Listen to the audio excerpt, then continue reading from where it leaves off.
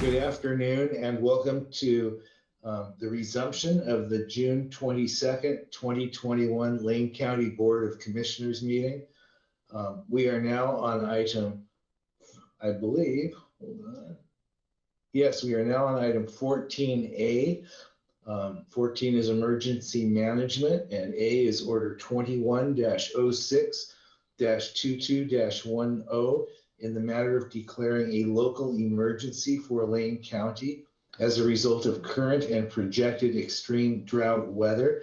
This is being brought to us by Patience Winningham, Ryan Andrews. We're delighted you can be here, and please guide us in this discussion if you would.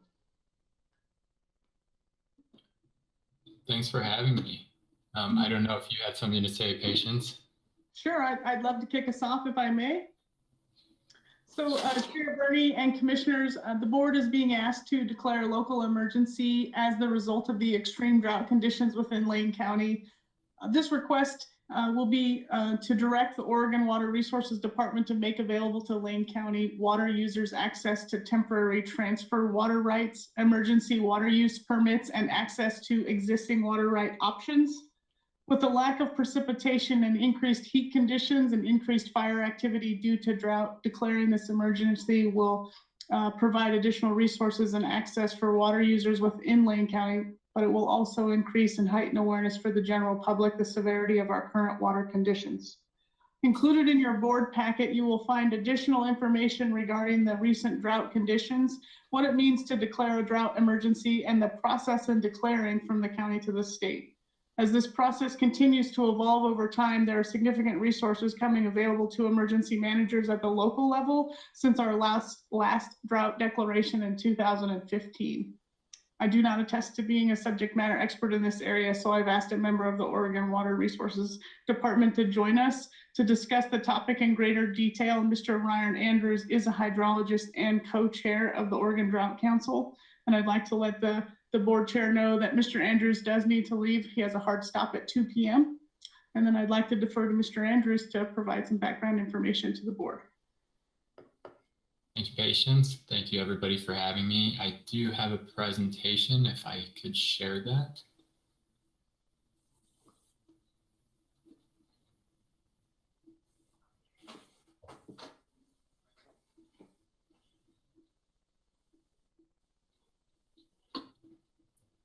Am I waiting on permissions? Okay, here we go. Thank you. Okay, is everybody seeing my presentation? Yes, we are. Okay, great. So yeah, as Patience said, I wanted to provide, oops, this is in my way. I wanted to provide an update on, get this figured out. Okay, so I wanted to provide an update on current water supply conditions specifically for Lane County. And so I want to do that for about 10 to 15 minutes or so, and then leave it open for discussion on any questions that anyone might have. I thought that might be of value, especially for the topic at hand. So I'll go ahead and get started with that. So just a picture of the Drought River. Probably doesn't look like that right now, but I haven't been down there recently. So about me, my name is Ryan Andrews. I'm a hydrologist at the Oregon Water Resources Department. I've been there for just over 3.5 years and recently took over responsibilities as the chair of the Water Supply Availability Committee from my previous manager, Ken Starr. So what we do is we meet monthly to discuss current conditions year-round, regardless of drought conditions. And so we discuss the current conditions in regards to climate, stream flow, weather events, and drought conditions, and any other water supply like reservoir storage and such. I'm also the co-chair of the Drought Readiness Council. And so what that council does is we take information from the Water Supply Availability Committee, and we use that as context for discussing county drought declaration requests for a state declaration from the governor's office. And we use that information to decide whether to forward to the governor's office. And so it's helpful to include in the letter local impacts that are being felt on the economy or agricultural production, really anything to help bolster the case for receiving a drought declaration. And so we do ask that, and so I'll provide some resources, and I've provided them to patients on how to do that. So if there's any questions later about that, we can get you my contact information to discuss that. So just getting right into conditions, this is a depiction of the U.S. Drought Monitor from June 15th, so last week, and there will likely be an iteration sometime next week with an update. However, I'm not sure what that's going to look like. So we can see that in Lane County, we have a bit of D2 conditions. So D2 is severe drought and D3 is extreme drought, so the red. And so the red is starting to creep in, and that was from the, I think, most recent iteration. So just recently introduced into the county, but depending on where you are, it might differ a little bit. This is due to poor soil moisture conditions throughout the state, which I'll get to in a moment. And then recently some extremely low and some historically low flows in the region, which I'll also show in a little bit. And so we can see that throughout the state, there's varying severity of drought conditions. So moving forward to the soil moisture profiles, as mentioned, this is one of the indicators that suggested a more severe drought declaration classification for some parts of the county. And so we can see this dark red right here, and that's in the lower second percentile. And this is for shallow, so the top 10 centimeters or so. So the top soil moisture. But we can see that that is approaching some historically low soil moisture content for a significant portion of the county. And then if we look at the deeper soil moisture profile, so these sort of take a little bit longer to recover, we can still see that same color. And so we're looking at some really poor soil moisture profiles. And so that would likely have impacts on any agricultural production in the county and may cause some concerns for any producers. Moving forward, so this is a precipitation over the water year to date, and we can see that it's well below normal for the county.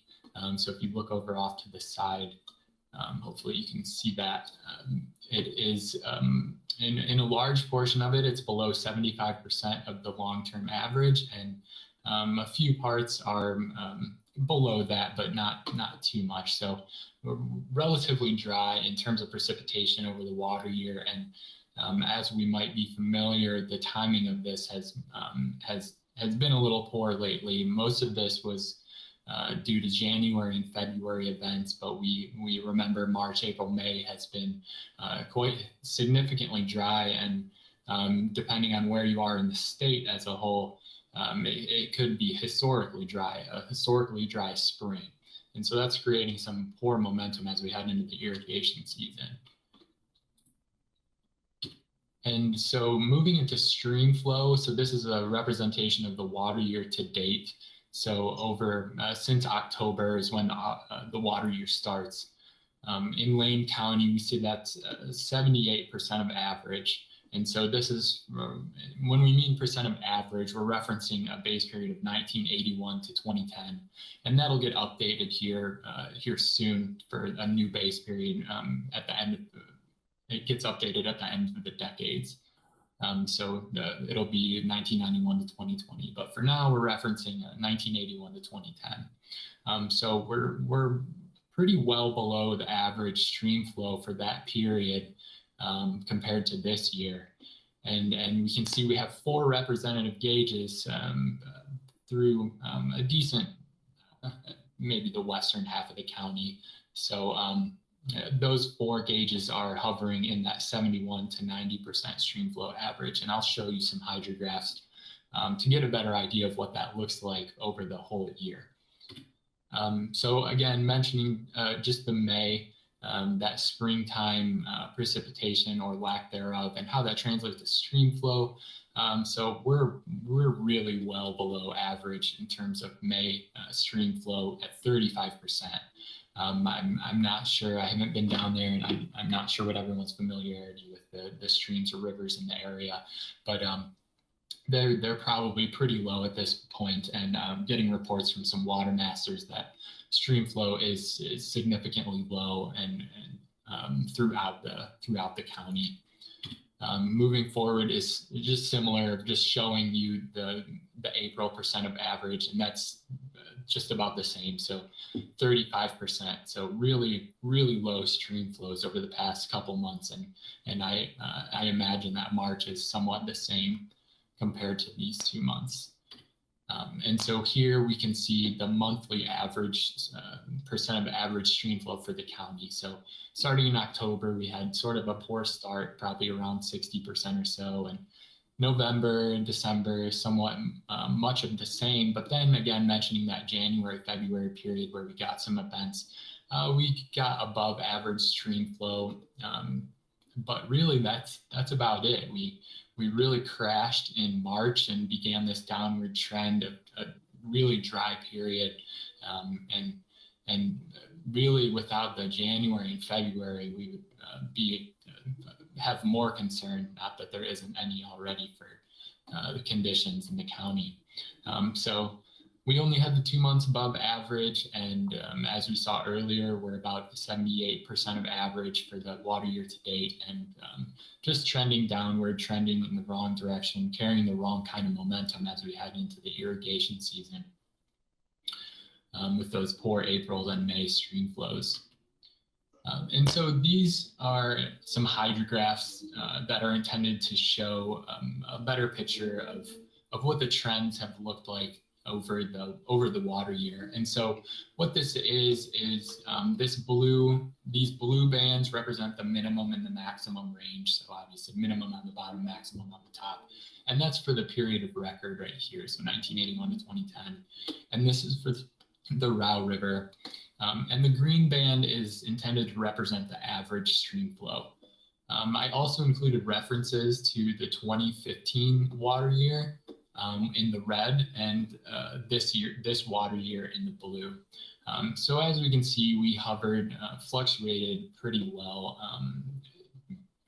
pretty significantly throughout the water years. But once we got to March, we saw we may have had an event in the middle of the month, but after mid-March, we started this downward trend, and even started to get below the minimum flows for the base period.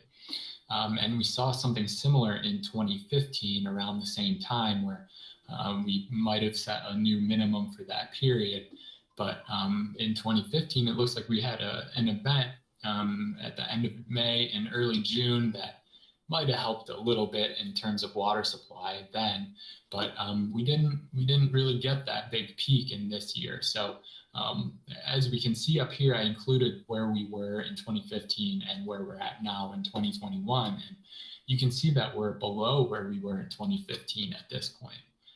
Couple that with the recent, I keep referring to it as momentum, but the recent trend over spring, and you can see that it's sort of set up for a really dry summer. And this sort of captures the event last weekend that kind of pushed us into the normal range, but really it didn't do too much. And so we're still on that downward trend for the Row River. Moving forward, something similar for the Mohawk. And it's just a sort of a similar story. Although it doesn't appear that we're, if you look up here at the numbers, in 2015, we're at 69%, 2021, we're at 78% of normal. But we can see that in May, we may have set a record low or a near record low for stream flow. And that's over a relatively decent period of a few weeks to potentially a month.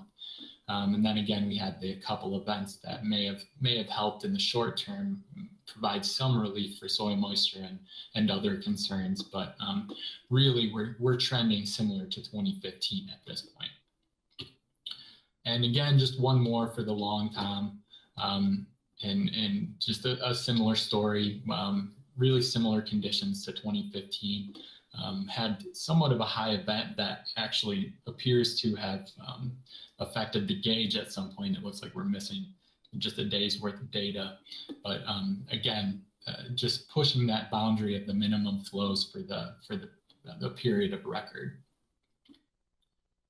So that's it for what I have for in terms of conditions, but these are some drought resources that are on our webpage, and I can provide this presentation for anybody who's interested so that everybody has these links to refer to.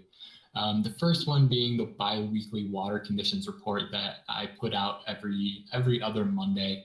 And so we try to better capture these conditions as in the big picture, and we provide some summary points on sort of what this means. But it's statewide, so but we tried to provide a picture of what's going on in terms of water supply throughout the state. And a lot of this is based off of what we discuss in our water supply availability committee meetings and just conversations that we have elsewhere. The second one is our state drought declaration process and tools. So that will provide a lot more information on what the overall process is for declaring a drought and how that works, while also pointing to the different tools that are made available, the water rights tools that are unlocked per se through the state drought declaration process. And then finally, if you are interested, if you are a water rights holder, and if Lane County were to move forward with a drought declaration and ultimately receive one from the governor's office, here's a link to our tools or to our forms that you would use for applying for, say, a transfer or something like that. And so with that being said, here's my contact information. And then again, I'll share this, but I did want to leave time so that we can have a discussion in case anybody has any questions about conditions or what this means, what a drought declaration means. I thought that might be more valuable in case people are already aware of conditions. If I may, Mr. Andrews, we are told you have a hard stop at 2, so let's get right on to that, Yeah, if that's all. Sure, of Do course. any commissioners have questions for Mr. Andrews?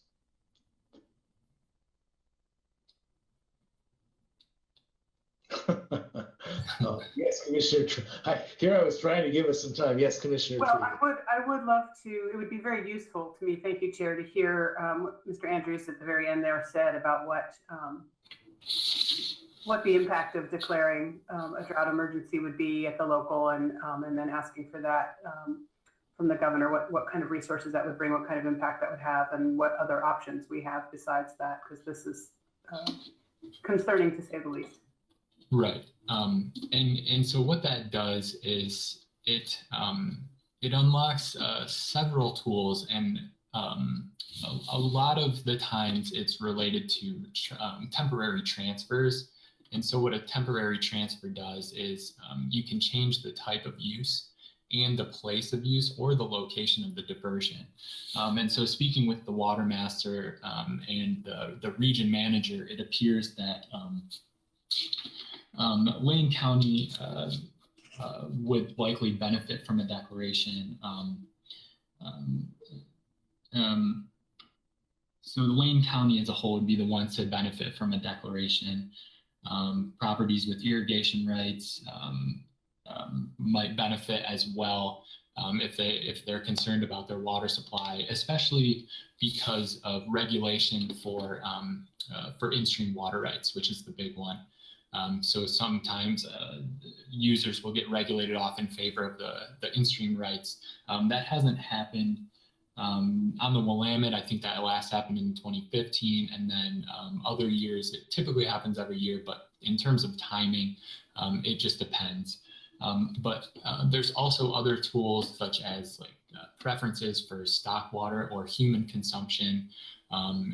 If the situation got really dire, that actually needs to go through our Water Resources Commission. And so that's sort of an extra step, but that would need to be indicated in a letter or something so that we can begin those proceedings, because that has a large effect on other uses. So you could imagine that water, instead of going to someone for irrigation purposes, would rather instead go for human consumption instead. So people would be affected by that differently.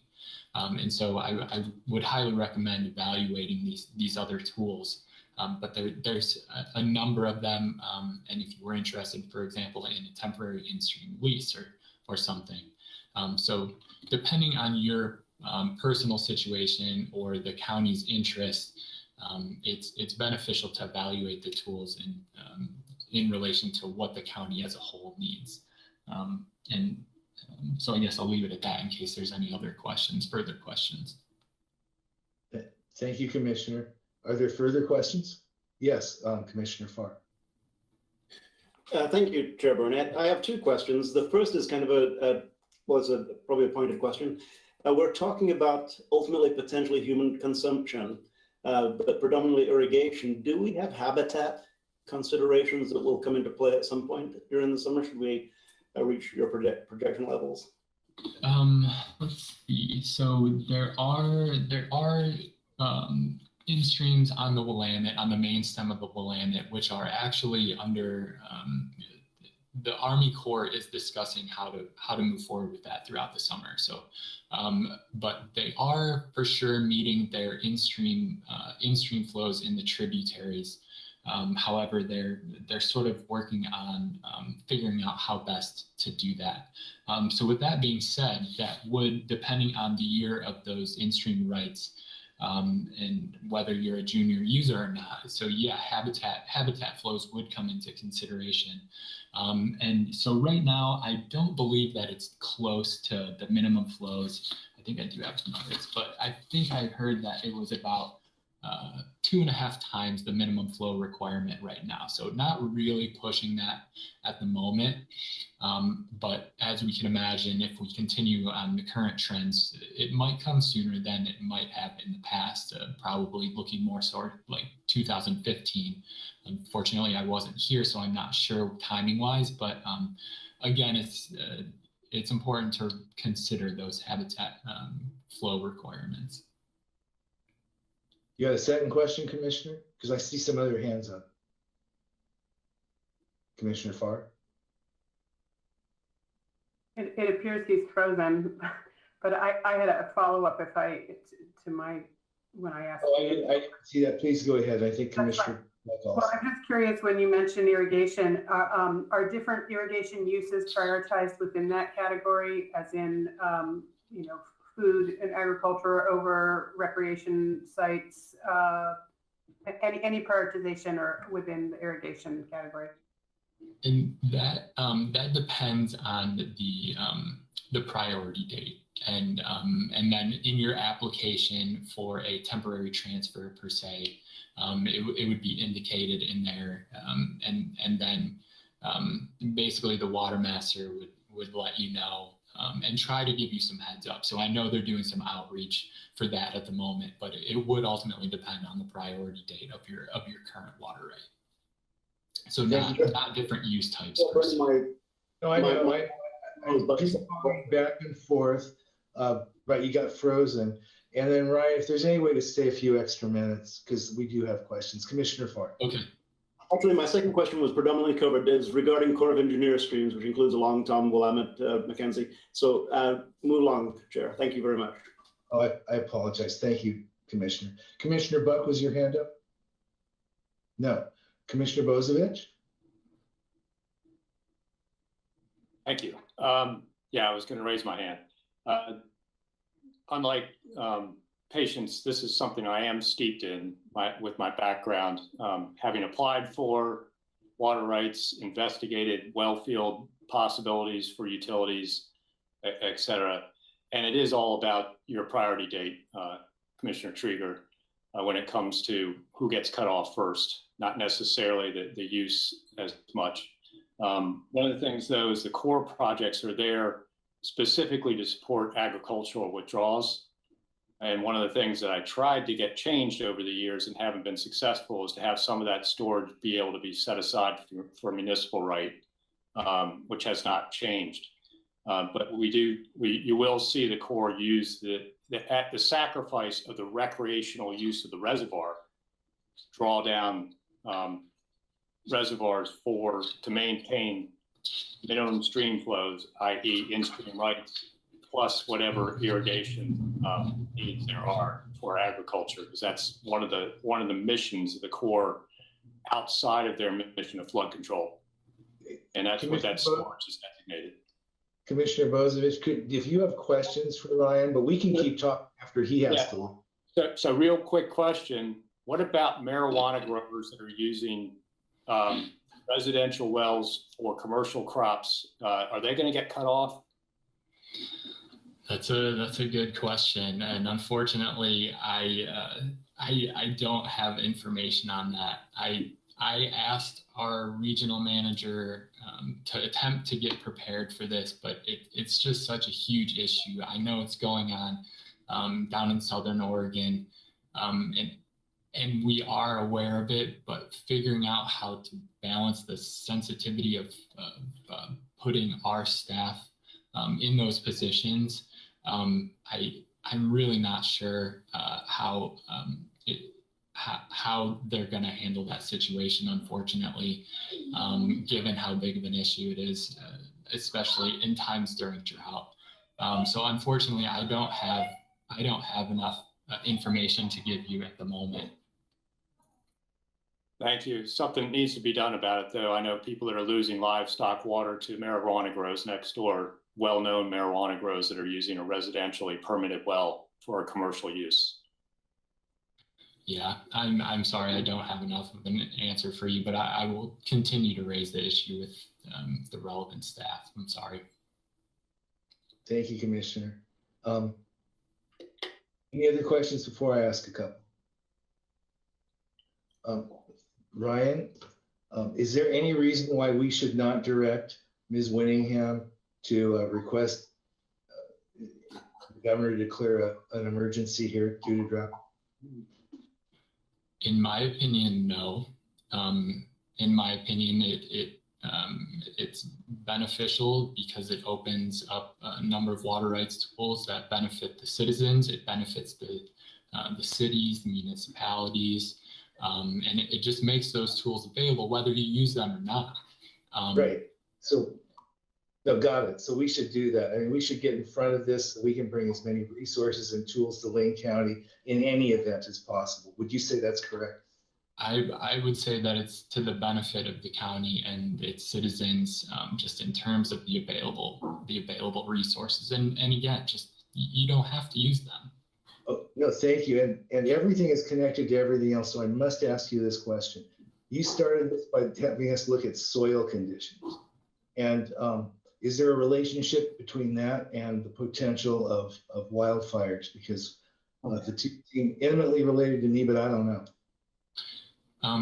Yeah, so we do talk about, we have representatives from the Oregon Department of Forestry who I would point you to for wildfire resources, and how those conditions relate to soil moisture. But as you can imagine, we speak of things like fuel moisture for fires, and that's related to soil moisture. But any more specifics to that, I would likely point you to the Oregon Department of Forestry resources. But thank you, sir. There's a discussion, and it's controversial. I don't know why it's controversial. It relates to assessing fire dangers from fireworks under these kinds of circumstances, and different communities feel different ways about it. Who would you direct us to? Because I'm thinking there must be some agency that's requesting communities at least do fire assessment as it relates to these kinds of things. Yeah. And a good resource might be the Office of Emergency Management, and they just encompass so many different areas that they're such a great resource, just in terms of their personnel. I know they have different region managers that handle different areas throughout the state, but they would likely be able to point you to information regarding that. They do outreach on a number of different things, and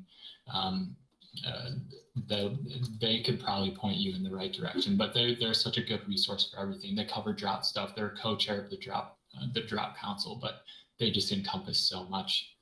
So I would point you in their direction. Thank you very much. I think I've been so abrupt. Commissioners are probably frustrated with me. I've tried to accommodate your time schedule. you've agreed to stay with us a few more minutes. Are there any other commissioners with any other questions for Mr. Andrews? Well, we're not leaving the topic, but Ms. Ryan, thank you so much for giving of your time. Yeah, thank you very much for having me. I'm happy to be able to give you any information and help you through this situation. I know it's uncomfortable and uneasy for everybody, but as much as we can provide in terms of communication, we're working on outreach plans right now just so that everybody can be on the same page and just be aware of what's going on. So I really appreciate the opportunity. Patience while we have Ryan, do you need us to hear anything else from him that relates to you moving forward? I don't think so. Thank you very much, Ryan, for taking the time today. I appreciate it. Yeah, you're very welcome. Please get in touch if you have any questions, and I'll send you my presentation to share. Thank you. Thank you very much. Thanks. Bye, everybody. Bye-bye. And Ms. Winningham, is there anything else that you would like to share before we entertain a motion? I would like to say two things. The reason I'm here today was the Oregon Water Resources Department has made notification to 25 junior water users within Lane County that they could anticipate or expect potential need to access some of these resources that Ryan had just brought to the board. And the board is on recess, I do believe, for the next couple of weeks, hence the reason I'm here in June rather than August, requesting a drought declaration. Wanted to bring those two things to your attention. Thank you very much. Is there a motion? Commissioner Buck, yes. Thank you, Chair. I'll move approval of Order 21-06-22-10 as presented. Second.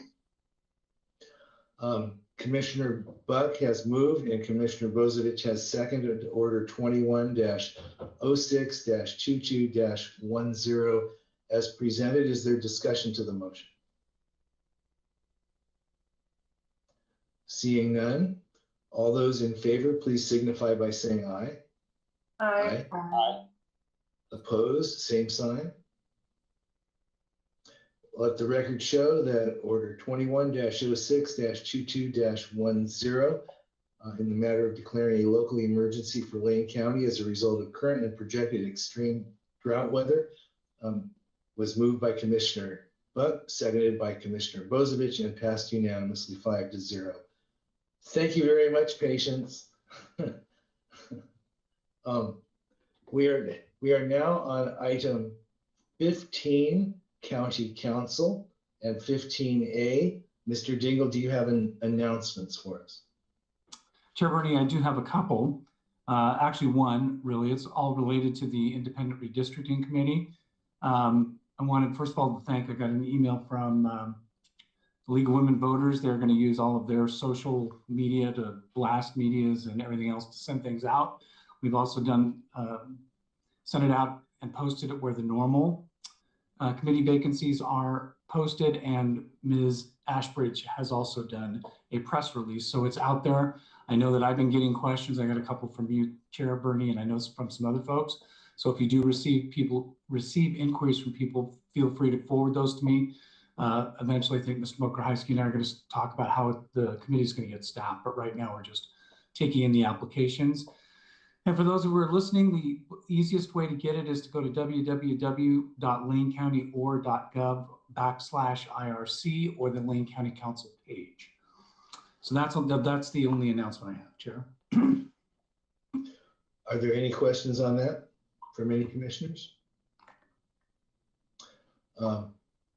Seeing none, thank you very much, Mr. Dingle. And item 15B. Report on the fatal crash investigation team report. Correct. And is Becky here? I am. Can you hear me? Yes. All right. I'm pulling up a presentation and just getting permissions here. Mm-hmm.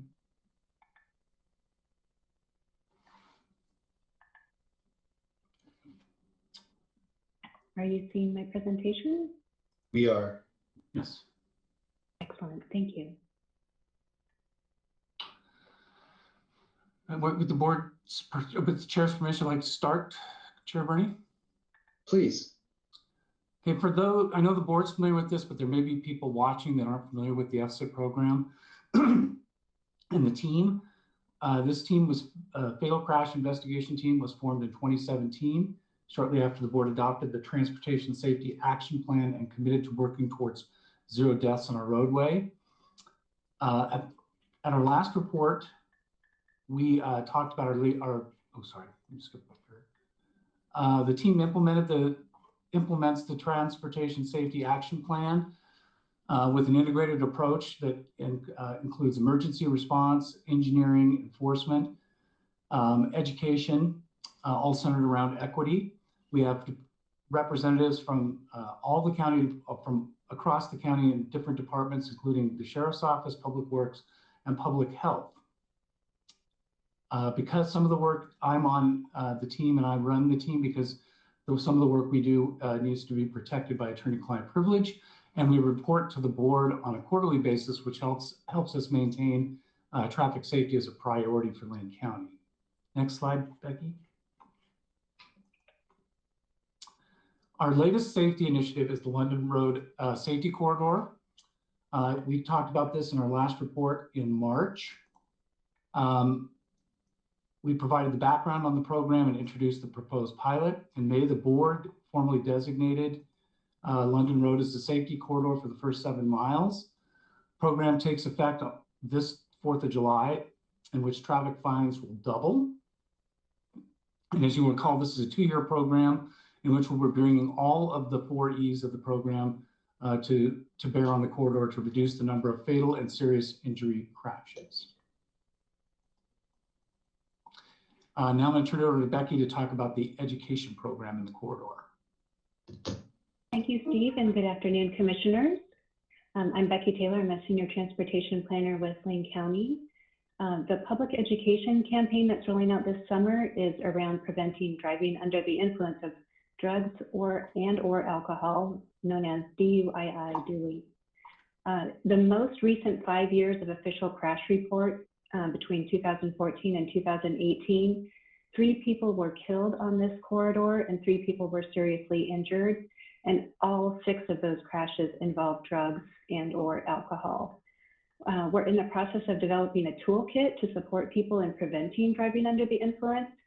And to help us better understand the barriers and opportunities, we have developed a community survey. The survey is available online, and we've made that available in Spanish. We'll have hard copies both in English and Spanish at the Cottage Grove City Hall. And we are already getting responses to the community survey. A lot of people are very grateful to Lane County for paying attention to safety on London Road. We've mailed postcards to the entire Cottage Grove zip code about this corridor. Thanks to grant funding from Oregon Department of Transportation, ODOT, for this education campaign. They're covering the cost of postage and printing, enabling us to really engage the community.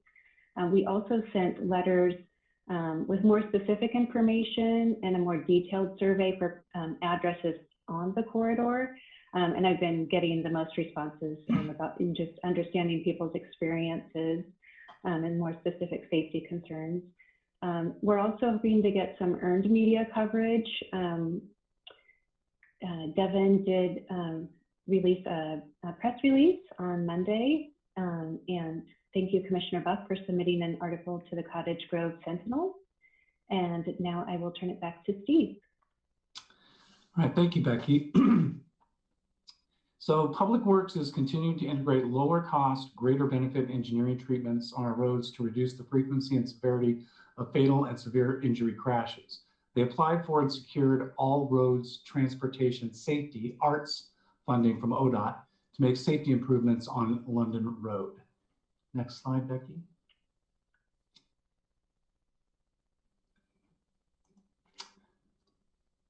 The Sheriff's Office will be working overtime to provide traffic enforcement on the corridor. The doubling of fines is intended to deter people from violating traffic laws. The data tells us that crashes involving intoxication and speeding, which are risky driver behaviors that can be influenced by additional enforcement of traffic laws. And so that graphic shows very clearly what the difference in the fines is and what it means to have that safety corridor out on London Road.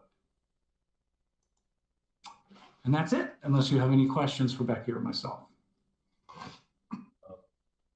Thank you very much. Do commissioners have any questions for Ms. Taylor or Mr. Dingle?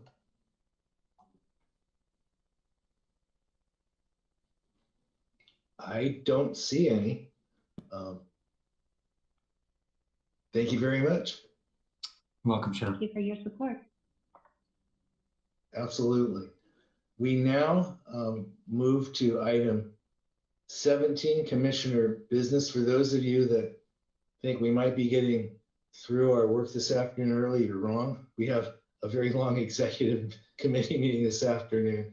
So item 16, County Administration, A, announcements. Mr. Mokrahysky.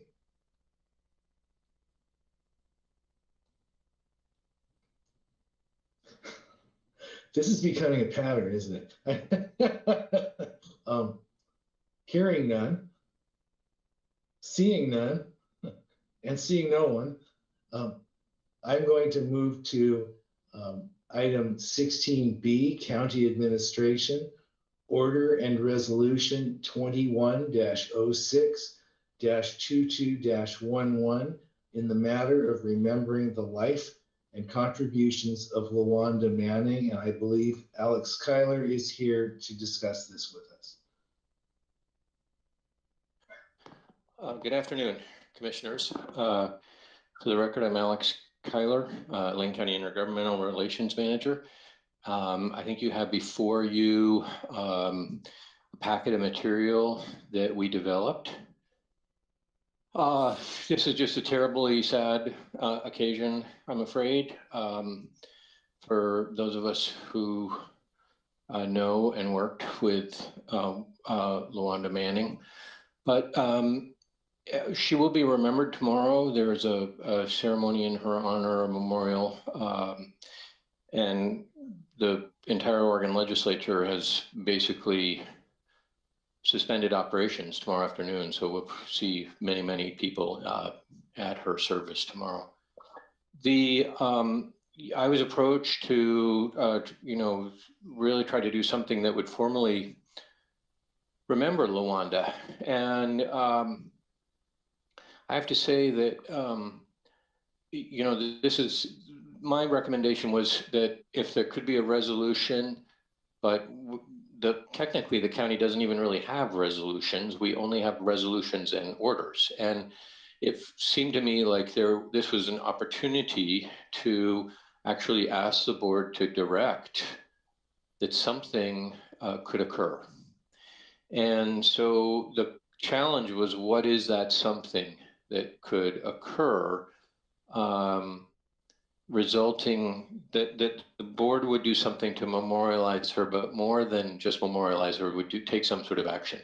And so there have been some brainstorming, but I have to tell you, it's also been challenging. This is a very, very busy time of the year for the Oregon legislature.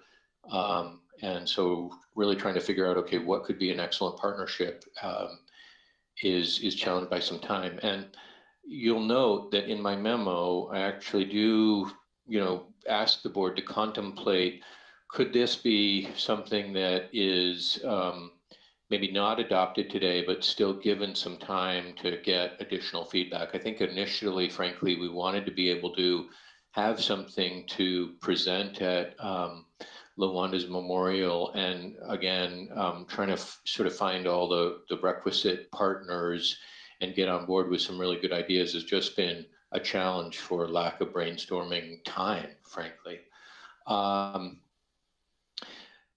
That said, the idea that that Commissioner Farr and I have talked about, I think is a good one, which is that one of the things that I think was so unique about Lawanda's experience, and really I can only speak to her experience from 2016 forward, which was really when I first became acquainted with both her and Senator Manning. because the Board of County Commissioners actually played a role in getting him his seat in the Oregon Senate.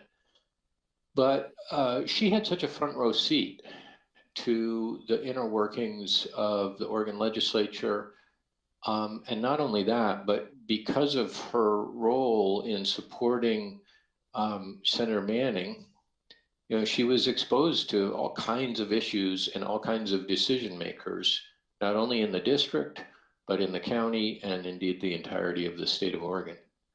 And so it seemed to me like if there was some opportunity to create that same sort of experience that she had, that could be a fairly interesting way to memorialize her life.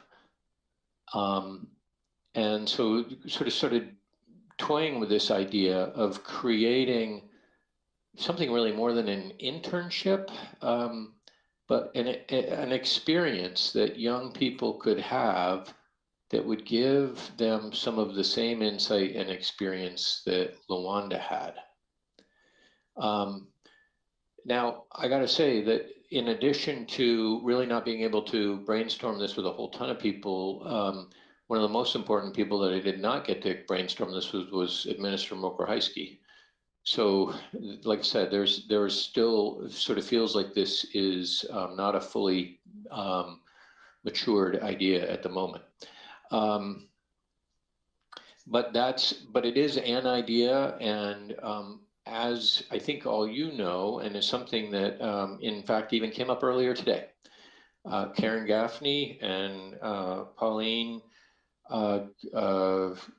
gave a presentation about a resource that is desperately needed in the county. And when asked what the timeline was, one of the barriers that Karen Gaffney mentioned was our real issue when it comes to workforce development in the behavioral health sphere. You know, what I was trying to do with this resolution was to suggest, look, maybe there's a way where we could get a sort of a win-win here, where we can really remember and celebrate the life of this incredible woman, while also giving opportunity to young people, particularly people of color, and fulfilling some of our own need, which is a pipeline for really excellent folks that we want to get into, whether it's our organization or any other organization that has any sort of executive and leadership functions. Just finding people for this line of work is becoming more and more difficult. And so it seemed to me that this standing up of some kind of partnership that could give those experiences to young people, and particularly young people of color, that would be a really excellent way to remember and celebrate the life of Lawanda Manning and to create a program in her name. I think it does need a little bit more discussion to really get people comfortable with it, but the way that I did craft the resolution, I think, provides some leeway there. That basically the order part of the resolution is that you'd order the administrator to go out and explore this idea and come back with some options and periodic updates at some point prior to the end of the calendar year. Now, I'm going to conclude here. I will say that even since writing this resolution, there are some things that I've realized. One of them is that I think I referred to Lawanda Manning as Senator Manning's legislative assistant. In fact, and remarkably, Senator Manning created his newsletter today and published it. And anyway, Lawanda was his chief of staff, not a legislative assistant. So I'd like to, if you do make a motion today, could you just acknowledge that that should be changed, because Lawanda was his chief of staff. But I just think, you know, even that title just really describes the role that she played. I mean, she just, I think all of you had met her at one point or another during the course of your careers, and she probably had the same effect on you as she had on me, which is just an incredible, warm, loving, smart, capable person who was, you know, her husband's biggest supporter, and they were inseparable. So our hearts just go out to Senator Manning. I know for us in particular, Chair Bernie, you got to work very, very closely with him on a very important measure that he worked on. There's no doubt in my mind that Lawanda was behind some of that work as well, and you know, she's just going to be tremendously missed. Okay, So I'll conclude there. Couple here. Do we have an action item in front of us and a recommendation? Because what I heard Commissioner Farr at our meeting last week read a resolution that sounded pretty good to us all. So where do we go from here, commissioners? Yes, Commissioner Farr. Chair Bernie, I do have a resolution that could be read, and it does include an order that, as Mr. Kyla mentioned, is not a very specific order, but a general order to the administrator to create, to work on a particular item. We have that resolution is in the board packet. We can all look at it. And there are a series of whereas, two of which can be amended, as Mr. Kyla just mentioned. But I believe while hastily moving forward with something does not do justice to the item that we would like to present or that we would like to create, this resolution does give the latitude to the administrator to work on a program that has a deadline of December 31st of this year. So I believe, Mr. Kyler, and looking for your head nod or frown, that this resolution is ready to go as is, because it does contain some of the unfinished business that you referred to. Chair Bernie and Commissioner Farr, correct. I did write it so that you could move it if you wanted to today. I think I really feel like I have to defer to Administrator Mokorheisky because unfortunately he and I just did not get a chance to talk about the actual direction given. You know, I believe we can find such a partnership as is described. We did do some initial reach out to the University of Oregon that did foster some conversations. I just have not had any ability to have those same conversations with particularly leadership in the legislature. They're just this period of time is just too busy really for them to contemplate this kind of thing. But I think it could bear some fruit. Again, I didn't have a chance to talk about it to the administrator before we got this agenda together. I see the administrator wanting to say something. Well, I would just offer that I've reviewed the resolution. I think the resolution is fine. I think it gives enough flexibility that we can work with. And I have had some conversations with some representatives from the University of Oregon. I think my general counsel to you would be that this is still very fresh and raw. And there's clearly still mourning going on by Senator Manning and his family and others in the community.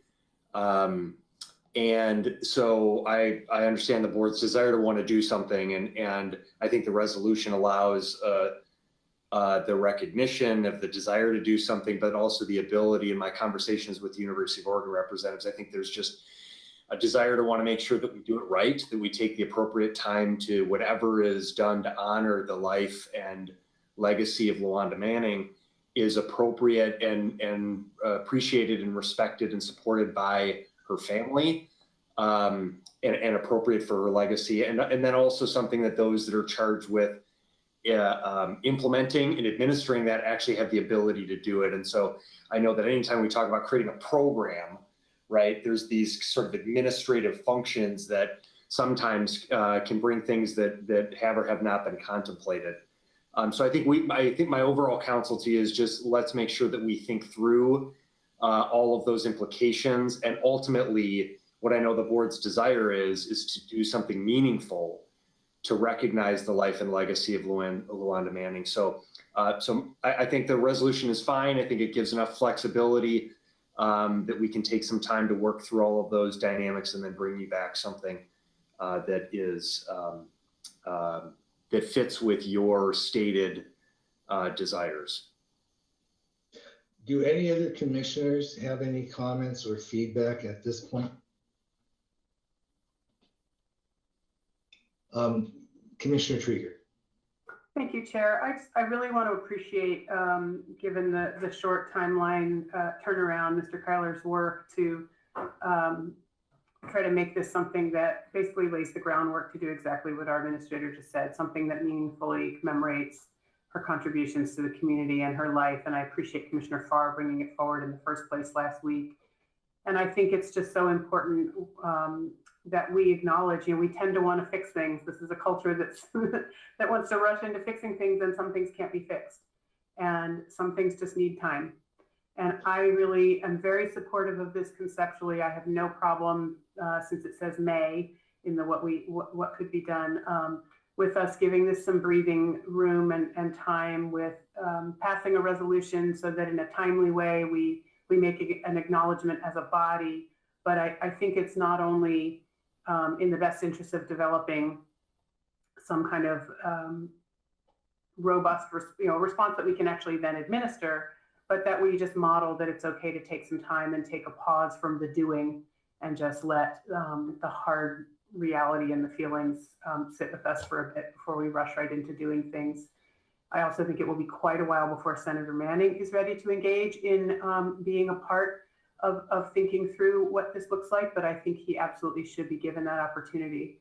And so he will also need some time before he's ready to contribute, should he want to be a part of this. So I am fully in support with the particular adjustment to Ms. Manning's title within the office of Senator Manning, and otherwise I'm perfectly happy to support this and thank everyone for their work. Thank you, Commissioner. Commissioner Buck, did I see your hand? Yes, thank you, Chair. Many of the things I would have said have been said. I'm absolutely supportive of moving forward with what we have in front of us today. As long as we know that we have Senator Manning's blessing, and this is really significant for him as well. And I don't know what other ideas out there in the legislative session are floating, if it's something similar, but I love the fact that we can honor her in a meaningful way. She was a symbol of a lot of pride and a lot of skill. And that's something I'm certain that we can provide here as well in her honor. Are there any, thank you, Commissioner. Any other comments at this time? I would like to make a comment, and I'm not making a comment that needs to be politically encoded for anyone. I'm making a very personal comment. I loved Lawanda Manning and knew her well. I love James Manning and know him well. I have spoken with him 4 times, no less than 4 times since her passing. And I think we have 2 separate items here. One is a resolution, which would be wonderful to be able to be read at her memorial service tomorrow. And I see no reason why that got confused with doing something more. I think doing something more is good. I think charging Mr. Kyler with coming up with what that is in his incredibly busy schedule and his inability to speak with the administrator is not something we need to vote on right now. I think that time can pass, whether that's the naming of a building or a scholarship activity or whatever. I think we have plenty of time for that. I would like to simply vote on the resolution so that we have something that from our hearts tangibly demonstrates the feeling of this body, and that can be conveyed during a very sad and mourning moment as her life is memorialized tomorrow. That's my opinion. Yes, Commissioner Farr. Thank you, everyone, for the input on that. And everybody knew Lawanda in their own way, and nobody denies that she was absolutely instrumental in so many more things than any one of us know. I have a very brief message from the Oregon Commission on Black Affairs. Lawanda Manning was the chair, appointed by Governor Brown to be the chair of Oregon Commission on Black Affairs.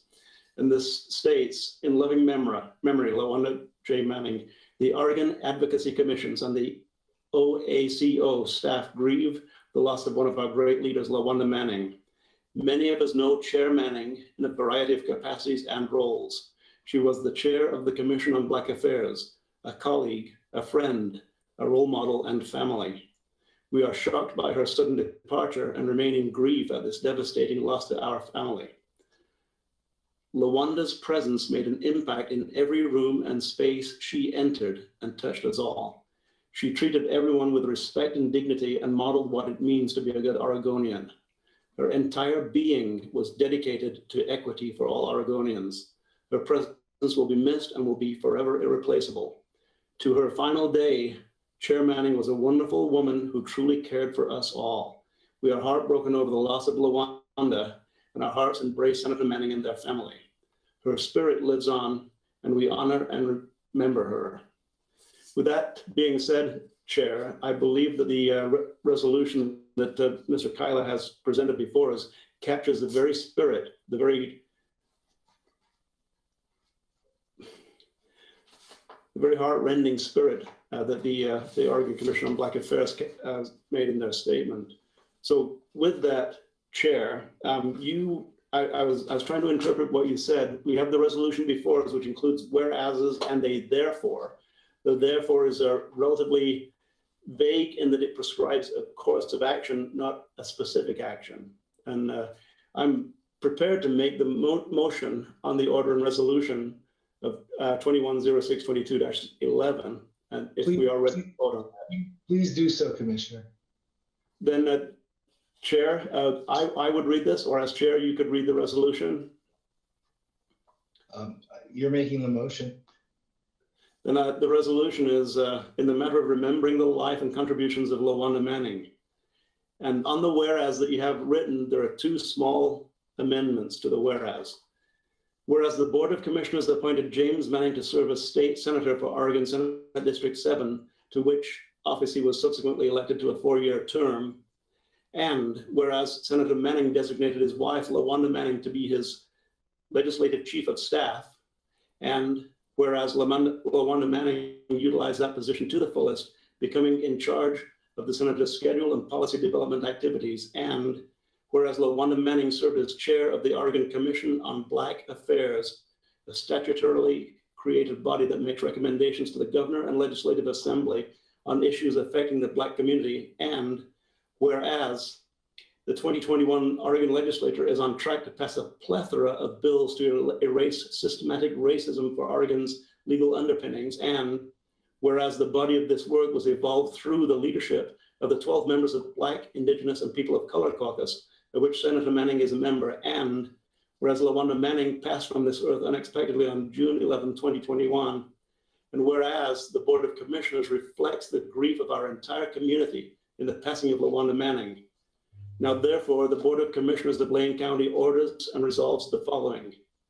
The administrator will explore the viability of a collaborative project to evolve a program inspired by the life of Lawanda Manning. The project may involve the University of Oregon and or other education institutions, leadership offices at the Oregon legislature, the governor of Oregon, and other willing public and private partners, and may establish a development program to expose students of color to executive, governmental, and nonprofit programs that serve to evolve important policy initiatives and or other key opportunities for public service in the realms of healthcare, criminal justice, infrastructure, education, communications, environmental sustainability, human resources, and legal services. And 2, the administrator shall endeavor to formally update the Board of Commissioners on this work from time to time as appropriate, but in no case no later than December 31st, 2021, shall present a summary of the work directed under the board order. Thank you, Commissioner Farr. Is there a second to the motion? I'll second the motion. Okay. Order and resolution 21-06-22-11 in the matter of remembering the life and contributions of Lawanda Manning has been made by Commissioner Farr, seconded by Commissioner Butt. Is there discussion to the motion? Yes, Commissioner Bozovich. Thank you. I haven't spoken much on this subject, partly because I'm dealing with a funeral and my family as it is, and I'm flying out tomorrow, so I won't be there for Lawanda's ceremony.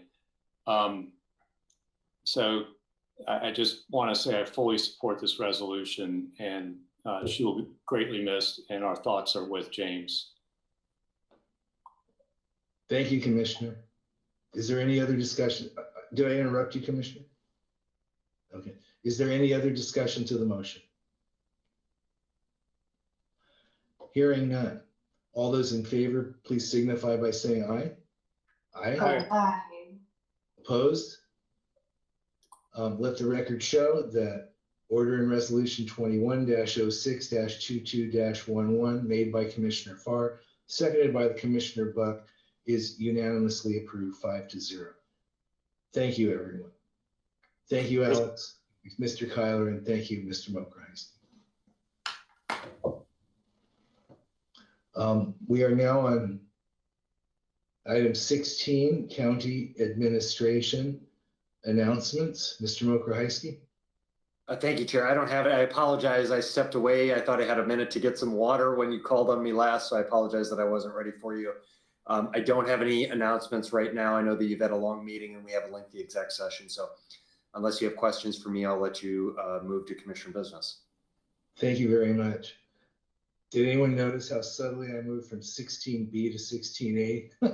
Thank you, Steve. Item 17, Commissioner business. Do any commissioners have announcements? Commissioner Trieger. Thank you, Chair.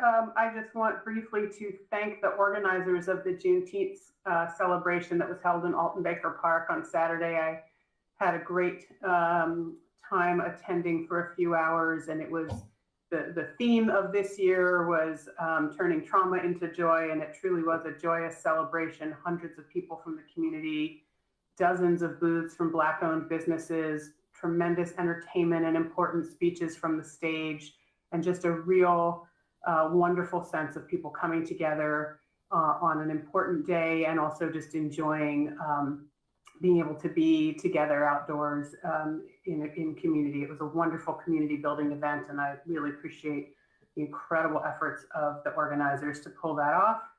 And as this is our last meeting of the month of June, I opened our first one wishing LGBTQIA folks in our community a happy Pride Month, and want to just let folks know that if you'd like to come see me embarrass myself publicly, I've been invited to the honor of throwing out the first pitch at Pride Night this Friday at the M's game, and I've been warming up my arm, so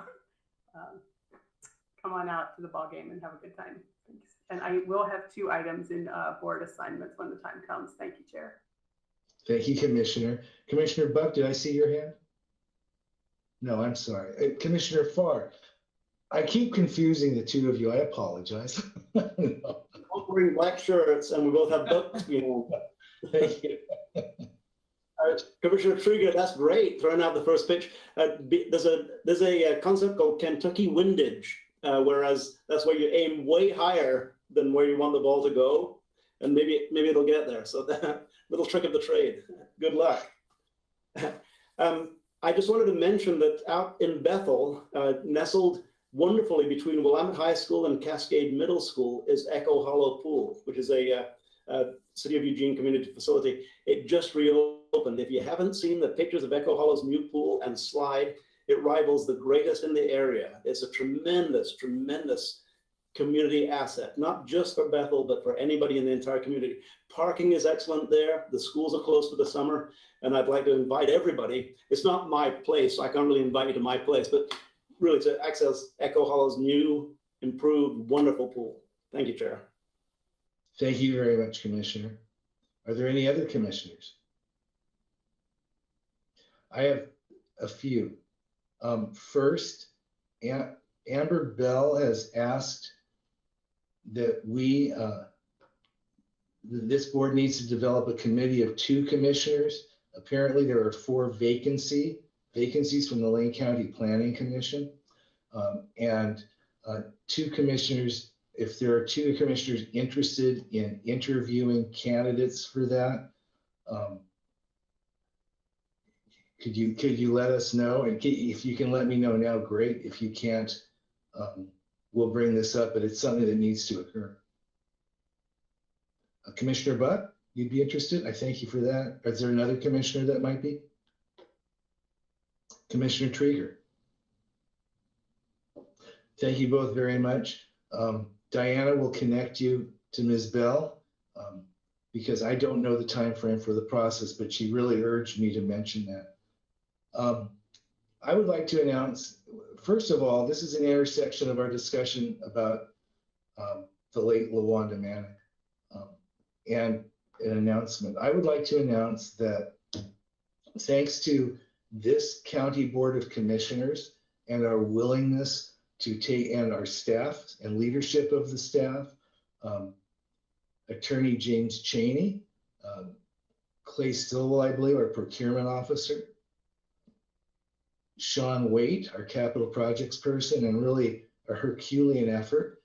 This county, in fact, decided to develop a community benefits bidding protocol and a contractor pre-qualification process, which enabled, in a very pragmatic way, to take many things we've discussed, from good wages to workforce equity to safety training to a desire for health insurance for as many Lane County residents as possible, to green energy building standards as it relates to energy efficiency and renewable energy, to prioritize local sourcing, local contractors, and local jobs.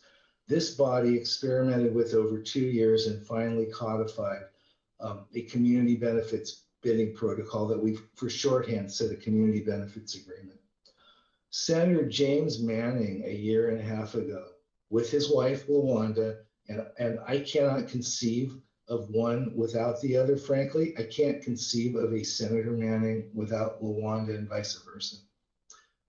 Said he wanted to codify this if, in fact, we move forward with it as a county, and he wanted to embrace that in state legislation. That became Senate Bill 420. Senate Bill 420 passed the House. Senate Bill 420 passed the Senate on Monday. It is what's called permissive. It will go to the governor's desk for signature. It is what is called permissive legislation, which means it doesn't impose the requirements that Lane County is adhering to on other counties or other units of government, but it is saying they can do the same thing. And they can identify their community's needs and interests and integrate it into procurement.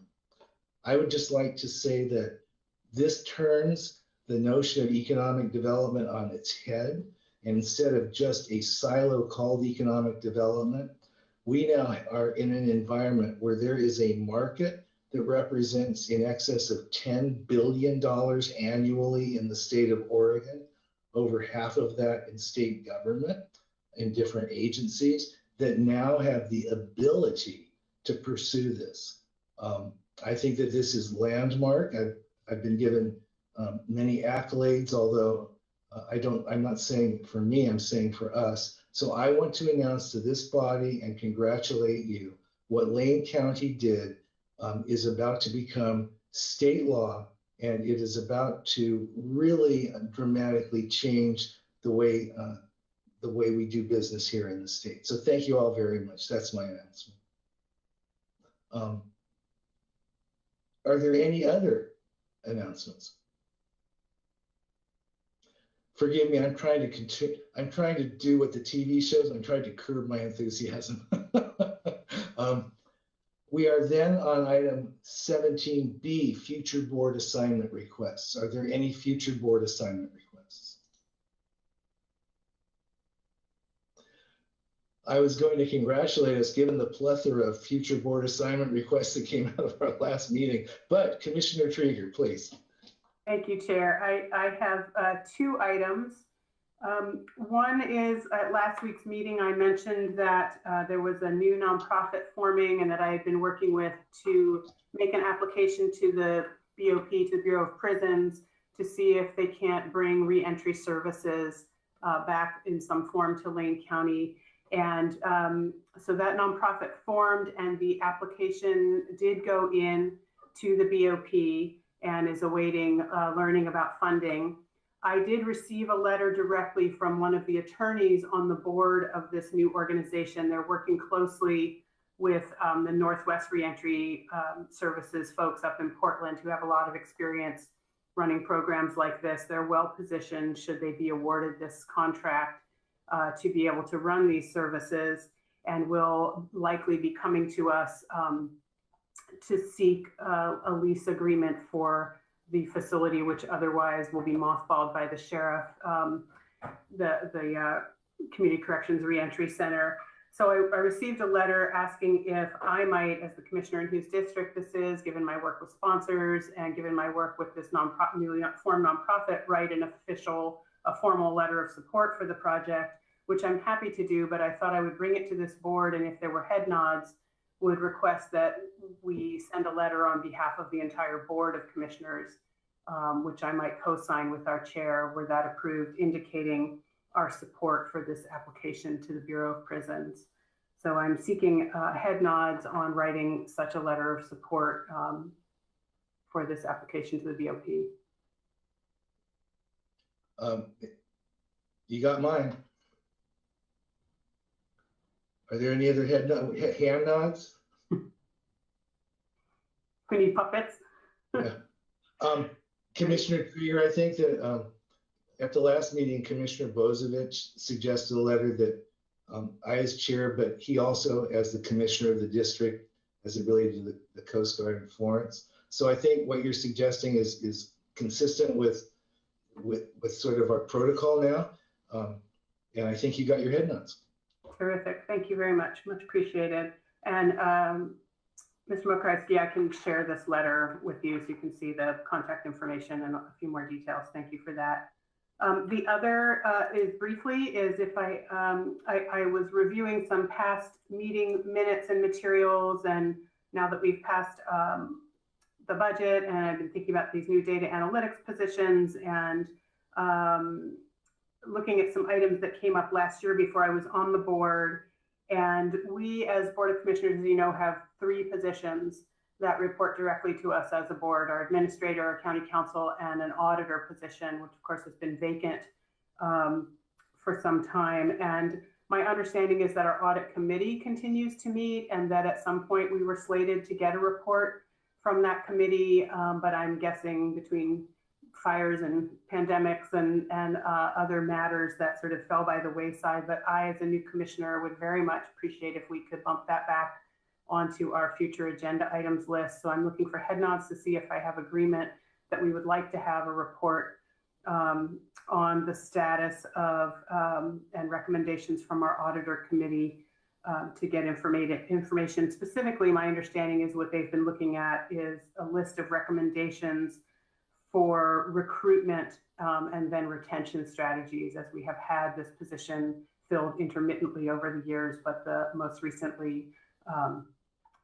person we had wasn't here for very long. So I think the focus, I believe Commissioner Farr is on that committee, so correct me if I'm wrong, that the focus has been on not just a recommendation or why we maybe would want to fill that position and in what kind of timeline, but specifically some recruitment strategy recommendations for us so that we fill it successfully should we make the decision to post for that position.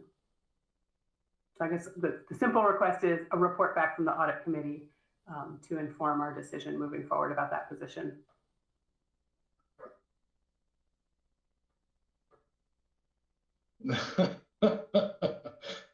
I see 1.5 because I couldn't. I see 2.5.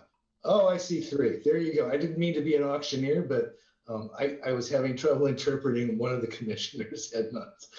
There you go, Commissioner Krieger. Are you good? Okay. I believe, do any other commissioners have any other future board assignment requests? Mr. Mokriski, you're here now, so I'm going to ask you if you would a review of assignments. So I have those 2, the letter regarding the support for use of the RRC. I will just share with the board that we do have sort of a draft working MOU. The nonprofit group has not been formally established yet, but our staff has been in conversations, Mr. Rickoff, the DA's office, and I believe the sheriff and others have been in conversations on that. So that is something that is in the works, but we'll prepare a letter of support there. And then number 2, a report back from the performance audit committee. So we'll add both of those to our assignments. Thank you very much. I don't see any commissioner waving their hand because you missed anything. So it is now 2:51. I learned a new term in my vocabulary during our budget committee meetings, and that term was a bio break. So I'm going to recommend that we reconvene in executive committee after a bio break at 3:05. Is that okay? Yes, Commissioner Farr, is that not okay? It is okay, but before you read us into executive committee, I will have an announcement. Thank you. Actually, Diana at this moment is about to read us into executive committee, so you may want to make your announcement, Commissioner. Thank you, Chair Bernie. And first, a quick question of clarification from Mr. Dingle. I believe that today's executive session is a discussion of general in nature, not specific to any particular position. That being the case, go ahead, Steve. Sorry. I'm sorry, Chair Bernie, Commissioner Farr. That is correct. That's correct. So I have received instructions or advice from the Oregon Ethics Board, and I will declare a potential conflict of interest. My son is a qualified mental health professional who works as a mental health therapist bilingual for Lane County and is a member of ASME. The discussion that we're having today is general in nature, so I will participate in the discussion. I do not see a statutory conflict of interest. I will participate in the discussion.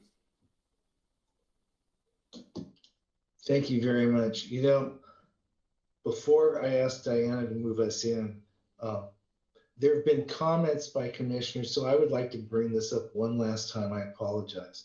And it relates to when we will start Harris Hall meetings, and a couple of commissioners have called on that. So I just want us as a group to decide. You know, my feeling is I simply wanted us to meet before the Labor Day holiday. Our last meeting before that is August 31st. I know that there are the intent was for us as vaccinated commissioners to kind of walk our talk and to be in Harris Hall and to have staff presentations there, although it's been brought to my attention at least that some staff may still be home with children. They still may not be prepared for that.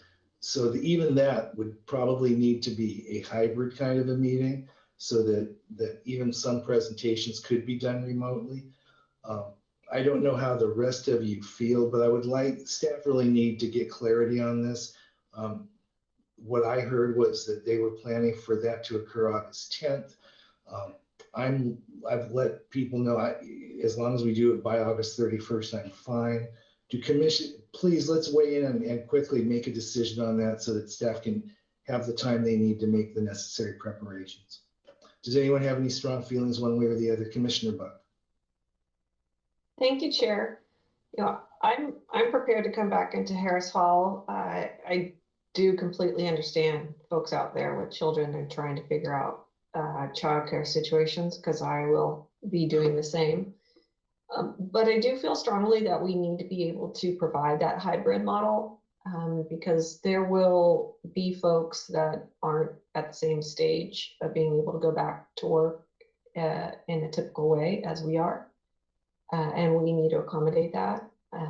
And the hybrid model facilitates folks who want to be able to participate in public testimony or public comment, even if they're not able to make it to Harris Hall. Thank you, Chair. Thank you, Commissioner. Do any other commissioners have strong feelings one way or the other? Commissioner Trieger? Thank you, Chair. I echo Commissioner Buck's comments and also just want to add, for me, in the long run, August 10th, August 31st, September, whatever the early September dates are, in the long run, it matters far less to me than that we are doing what we can to get workforce safely and comfortably back at work, particularly in the customer-facing positions where it affects our ability to deliver services. I think that's far more important than getting commissioners back into Harris Hall. I do want to mention to the other commissioners, I've chatted with our administrator and with our chair about this. I think we have a real opportunity, as I was saying in the difficult but important conversation about the resolution on honoring Lawanda Manning. We are a community that's grieving after wildfires, after a pandemic, after racial injustice and police violence in our community.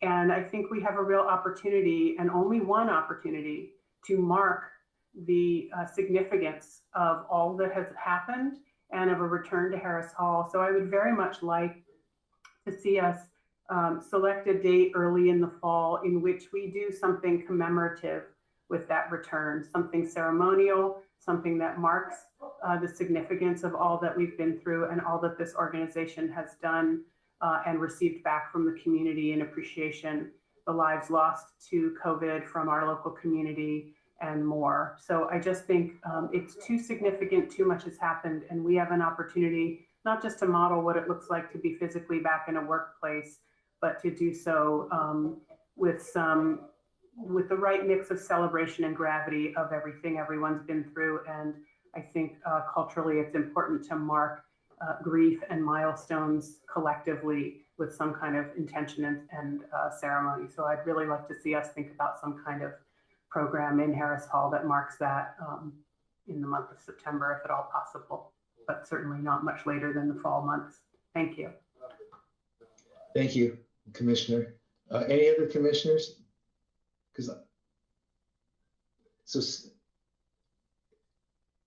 I fail to see why we could not accommodate all the comments made and still open in late August. Do we have any issues with that from anyone? Do we have any issues with pushing back from August 10th to August 31st, that date? As it's simply my understanding, just as Commissioners Buck and Trieger mentioned, it more relates to the workload that staff have. Everybody's stretched thin, and it just gives them a little more time to ensure that we can have that hybrid meeting. Is that all right with commissioners? Okay. Ms. Jones, wherever you are, that's your answer. And it is now, and Commissioner Farr, you did make the statement you needed to make, is that correct? Before we go into executive committee? Affirmative, Chair, yes, thank you. Thank you, sir. It's now 2:58. Let's push back, if we may, starting executive committee at 3:10. Does that work? See you all in a few minutes. Thank you very much. Commissioner Burney? Oh, you're right. I'm sorry, Diana. I did it again. Please read us in. All right. The Board of County Commissioners will meet in executive session to conduct deliberations with persons designated by the governing body to carry on labor negotiations. This executive session is held pursuant to ORS 192.6602 sub D, which allows the Board of Commissioners to meet in executive session for the purposes listed. Representatives of the news media and designated staff shall be allowed to attend the executive session. All other members of the audience are asked to leave. Representatives of the news media are specifically directed not to report on any of the deliberations during the executive session, except to state the general subject of the session as previously announced. No decision may be made in executive session. We reserve the right to come back out into public session should the need arise.